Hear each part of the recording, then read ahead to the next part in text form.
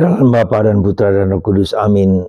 Puji syukur kami aturkan kepadamu ya Bapa atas penginjil Lukas yang telah melukiskan Yesus sebagai yang miskin, yang sakit, yang menderita, yang menjadi korban ketidakadilan. Bantu kami ya Bapa untuk merasakan dan mengalami kemiskinan kami sendiri supaya kami mampu dan bisa merasakan kemiskinan Yesus. Terpujilah namamu kini dan sepanjang segala masa. Amin. Para saudara, Lukas bukanlah Rasul Yesus, tetapi dia adalah sahabat, teman seperjalanan dari Paulus. Dia banyak mendengar tentang Yesus dari para rasul. Dan dari sanalah ia melukiskan Yesus sebagai yang miskin, sebagai yang kecil, sebagai seorang yang menderita. Dan itulah perhatian dari Lukas karena dia seorang tabib, seorang dokter. Karena itu dalam Injil Lukas kita bisa melihat masa kecil Yesus. Saat-saat penting di mana Yesus dilahirkan di kandang, kemudian peristiwa kelahirannya, peristiwa bagaimana ia hilang, bagaimana ia dipersembahkan bait Allah, dan seterusnya.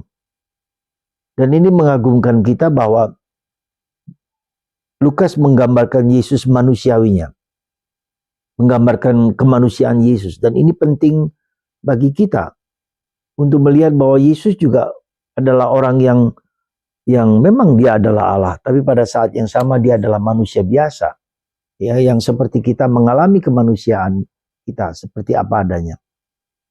Dan dengan demikian itu membuat kita tahu bahwa Allah inkarnasi, Allah menjadi manusia. Ya. Allah sungguh-sungguh merasakan keterbatasan, kerapuhan kemanusiaan dia. Kalau kita lihat bagaimana Yesus sendiri tidak mampu dalam tanda petik ya, untuk mewartakan kabar gembira secara penuh kepada orang lain. Meskipun dia mewartakan dengan sungguh-sungguh, tapi tidak semua orang mau mendengarkan dia.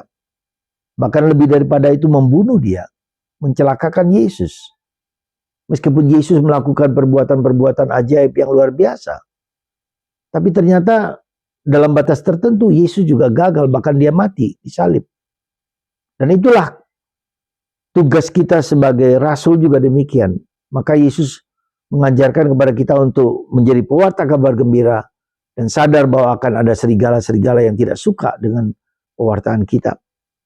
Disitulah kita lihat Yesus meminta kita untuk miskin, ya, miskin semiskin-miskinnya supaya tidak bergantung kepada harta, kepada uang, kepada apapun yang kita miliki.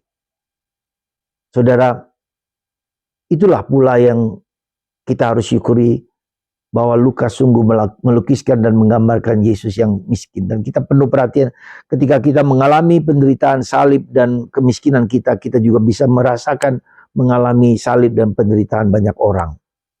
Itulah tugas kita, saudaraku terkasih, untuk membawa orang miskin mengenal Yesus yang kaya tapi bersedia untuk menjadi miskin.